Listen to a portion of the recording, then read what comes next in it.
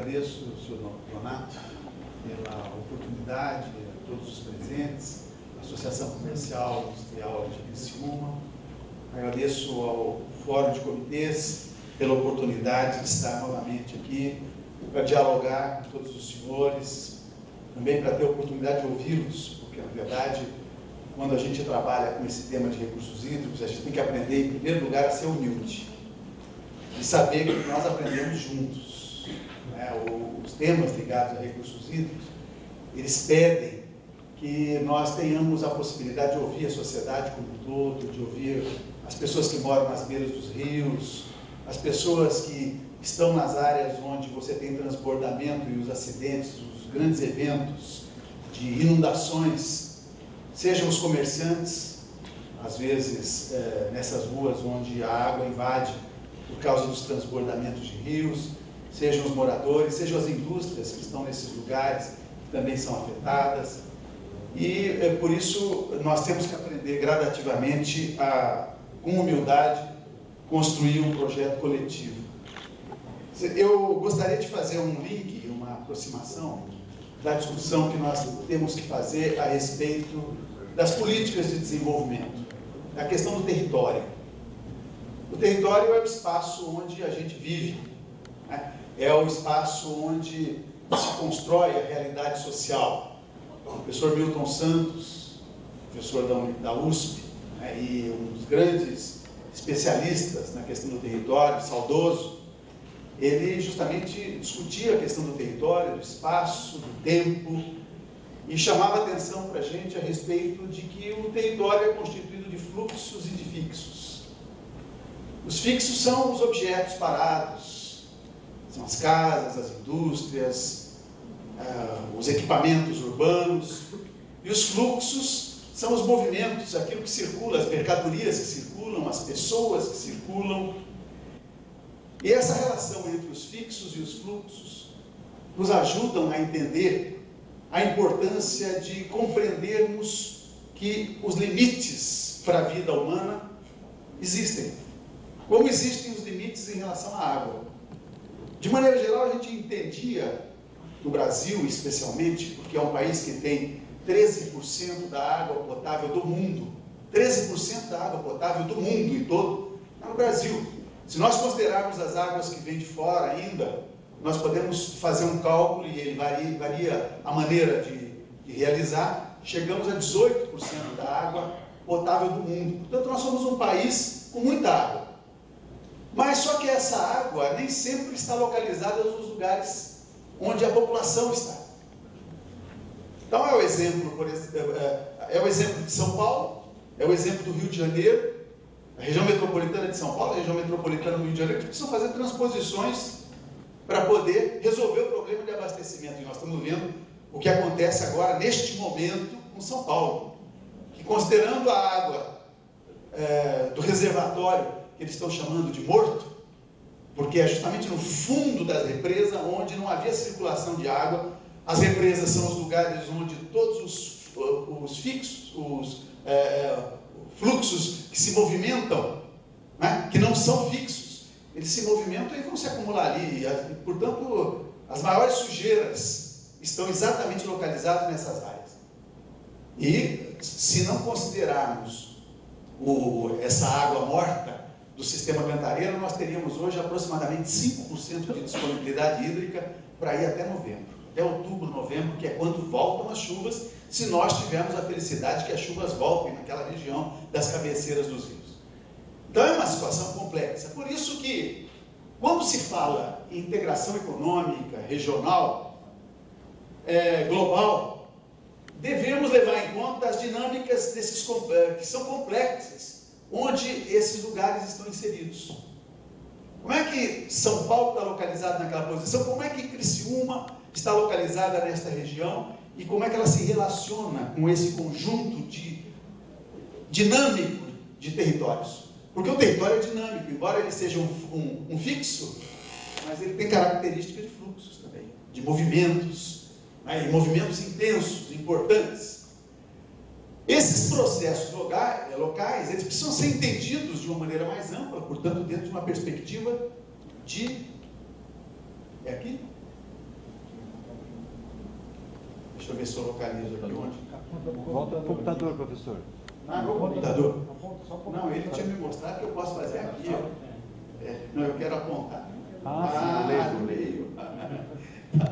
Então, amplo, é um quadro mais amplo, regional e global. Porque, na verdade, a gente sempre aprendeu que no lugar se refletem as questões globais.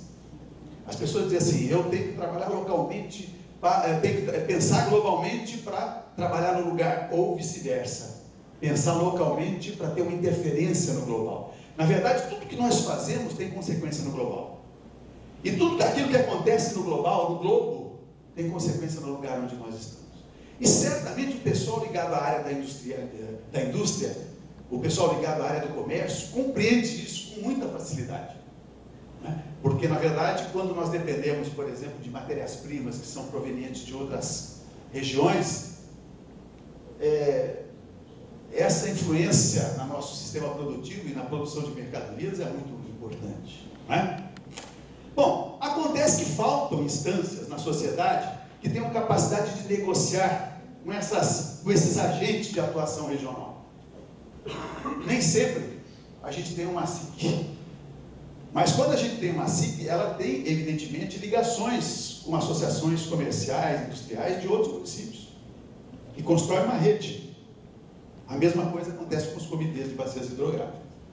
Os comitês são justamente esse instrumento na área de recursos hídricos que estão preocupados os comitês nessa articulação que leva à possibilidade de estabelecer um pacto regional. Nós queremos conversar regionalmente. Ninguém vive isolado. Se a influência global é local, e se a influência local é global, significa que nós nos dependemos, nós nos interdependemos. Não existe ninguém que vive sozinho. Aliás, tem uma frase que eu gosto muito de repetir, que não existe, a felicidade não é individual. Felicidade é coletiva. Eu queria insistir nisso e dizer para vocês o seguinte, na minha concepção, nós nascemos para ser felizes. Esse é o objetivo da vida. O objetivo da vida não é a gente trabalhar que nem um louco e no dia seguinte descansar um pouco, mas depois voltar para o trabalho desesperadamente. Claro, o trabalho também é uma fonte de felicidade. É um instrumento de felicidade. Mas nós nascemos para buscar felicidade. E para buscar felicidade, nós temos que ter os outros também próximos da gente, ou um pouco mais distantes, felizes, porque senão ninguém é feliz sozinho. Nós precisamos da presença e da participação de todos. Agora, a estrutura da economia e a constituição dos territórios produtivos tem bases. Quais são as bases? Tem que ter um sistema de infraestrutura. Como é que se articula, por exemplo, esse conjunto de comitês ou de municípios que nós temos aqui, que inclui diversos municípios? Como é que eles se articulam sob o ponto de vista da infraestrutura? Ela está combinada. Os nossos municípios dialogam para estabelecer como é que nós vamos colocar os nossos produtos armazenados. Como é que nós vamos armazenar os nossos produtos provenientes, as nossas mercadorias provenientes da produção rural. Aí as ações acabam ficando muito isoladas, muito individuais. E quando elas são individuais e isoladas, elas podem permitir sucesso durante um período, mas é curto. Logo ali na frente as coisas se modificam. Na época que eu era prefeito da cidade de Rio Claro, é uma cidade de 200 mil habitantes, eu tive a oportunidade de discutir a questão do sistema produtivo e fui até a Itália, especificamente na região de Perugia, de Marche, da Toscana, da Emília-Romana, e eu fui ter a oportunidade de conhecer o que estava acontecendo com aqueles municípios e o que estava acontecendo com aquela produção, daquela região. Por quê? Porque eu tinha aprendido que na região de Marche, durante o período da Guerra Mundial, da Segunda Grande Guerra, a região foi praticamente arrasada. Ela era uma das piores regiões em política de desenvolvimento de toda a Europa. Era uma das regiões mais atrasadas. O sistema produtivo era um sistema produtivo familiar. E as famílias, o que ia acontecendo? Vinham os filhos, consumiam aquilo que os pais tinham produzido, entravam em atrito, e tudo se arrebentava, tudo se perdia. Então eles começaram a fazer uma reflexão sobre o que fazer. O que nós poderíamos modificar com essa situação? E aí descobriram que precisavam fazer um trabalho de capacitação para todos, inclusive para os filhos, dos proprietários das empresas, que precisavam ter um desenvolvimento tecnológico, precisavam identificar que tecnologia nós vamos implantar e com que capacitação, para que nós tenhamos uma outra perspectiva, e como é que nós vamos continuar trabalhando de uma maneira que nós tenhamos as nossas articulações, através, por exemplo, da Esvirpunga. Criaram um consórcio de desenvolvimento. E a mesma coisa em Mark. E isso fez com que a região se transformasse, em poucos anos, numa das 10 mais importantes da Europa. Uma das 10 mais importantes da Europa. Não é da Itália, é da Europa. Por quê? Porque, na verdade, eles compreenderam que tinham que planejar de maneira articulada, que tinham que dialogar com todos os setores sociais. O diálogo não podia ser só o Estado determinando o que os setores tinham que fazer, mas os setores tomaram para si a responsabilidade do diálogo e da construção do modelo. Chamaram a sociedade como um todo e começaram a trabalhar na perspectiva da transformação daquela realidade. Uma realidade que machucava. Eu tive a oportunidade de visitar algumas indústrias da área da confecção, da área do artesanato, a produção de móveis, de uma maneira absolutamente articulada, organizada, e os resultados foram extraordinários. Mas por quê? Pensaram na questão da rentabilidade econômica, mas não pensaram só na rentabilidade econômica. Vejam, sabe, tem um autor europeu, o Mesaros, que ele faz uma afirmação que me parece muito interessante, que é aquela de que nós temos que discutir a questão econômica, mas nós temos também que discutir a questão da civilização. Qual é o projeto civilizatório que nós queremos construir? Vocês moram em Criciúma, em Araranguá, ou aqui nas proximidades, em Uruçanga, enfim, nos municípios aqui do entorno, mas cada setor desse tem funções. Tem funções e tem responsabilidades que precisam se articular. Queiramos ou não, eles estão de alguma maneira articulados. Só que essa articulação, muitas vezes, ela não é combinada, pactuada. É como aquela história do Garrincha com o Feola, né? É do meu tempo, não é de vocês. Mas o Feola disse: olha, Garrincha, você que é o bom, sai pela ponta direita, dribla o adversário, depois você cruza na área. Falou: você já combinou lá com o russo que eu vou ter que fazer, para ele deixar eu fazer isso? A resposta do Garrincha. Então, às vezes as coisas estão acontecendo sem que nós tenhamos o controle sobre elas, sem que nós tenhamos pactuado. E isso é muito ruim. Então, essa articulação, a existência das entidades organizadas para essa articulação, são iniciativas absolutamente importantes. Quais são os nossos desafios? Um dos desafios é nós termos capacidade de articulação entre nós. E quando nós falamos na questão da água, a água tem que ser utilizada de maneira solidária. As nossas águas nascem lá na Serra Geral. Boa parte delas, ou grande parte delas, nasce lá na Serra Geral. E descem para cá. Agora, os senhores imaginem se o pessoal que está lá nas cabeceiras resolver segurar a água para fazer suas atividades. Na Bolívia nós tivemos a guerra de Cochabamba, a guerra da água. Porque os proprietários fazendeiros, eles entendiam que a água era deles. Nasce na minha propriedade, passa na minha propriedade, então essa água é minha. E aí passaram a querer estabelecer preço para a venda da água para quem está na baixa bacia. Agora vocês imaginem se as cidades que estão aqui, já praticamente na área terminal do escoamento de superfície, se isso não tiver articulado. Se nós não tivermos combinado: olha, vocês aí em cima têm direito a usar água, mas vamos combinar quanto é de água que vocês precisam? Vamos combinar para que a gente tenha a garantia de que os usos múltiplos da água se deem? que a água em cima seja utilizada, no meio curso seja utilizada, mas que também tenha água de boa qualidade para o pessoal que está na baixa bacia. E é por isso que surgiram os comitês de bacias hidrográficas. Porque os governos foram compreender que eles não tinham que fazer planejamento isolado, o planejamento era deles, eles tinham que fazer o planejamento. Se eles não pensassem em planejar com a sociedade, para que a sociedade se sentindo também responsável pelo plano, não iria responder, ou ia responder com má vontade. Portanto, não ia haver todo o potencial colocado naquele projeto. Então, a questão da articulação é absolutamente necessária. Nós temos que ter a capacidade de decisão dentro de princípios estratégicos, articulados, conversados, combinados. Se nós combinarmos, fica tudo bem. A outra questão é a instrumentalização. Outro desafio que nós temos, que é justamente a ampliação das análises, das questões técnicas que vão ser trabalhadas. Como é que nós vamos conseguir que essa instrumentalização avance para os objetivos que nós estamos construindo? Quais são os nossos objetivos? Afinal de contas, a gente não nasceu para ser feliz, portanto nós queremos ser felizes. E queremos ser felizes com vocês todos. Eu não quero ser feliz sozinho, quero com vocês. Certamente vocês também vão compreender, e compreendem, que a felicidade não é uma busca isolada e individual.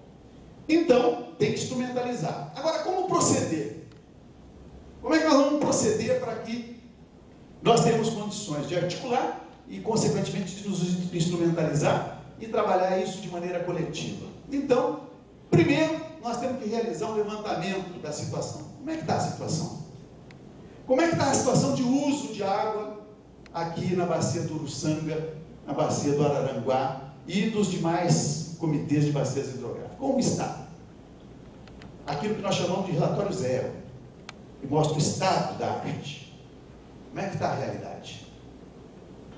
Agora, para fazer isso, ou nós vamos fazer isso de maneira autoritária, ou nós vamos fazer isso de maneira combinada. E com a compreensão, e olha, e as pessoas, inclusive, têm certas razões de ter medo dessas coisas, sabe? Porque aqui no Brasil, infelizmente, nós temos passado por histórias muito difíceis. Compromissos que são assumidos que não são cumpridos. E gente que diz que vai fazer dessa maneira, depois chega ali na frente e faz tudo diferente. Implanta um imposto para ir para a área da saúde, depois leva para fazer outras coisas que eu não vou nem falar. Então, as pessoas ficam desconfiadas, e com toda razão. E é por isso que os comitês de bacias hidrográficas definiram o seguinte: nós só vamos implementar o sistema se nós tivermos controle sobre ele. E quem é? Quem somos nós para ter o controle sobre ele?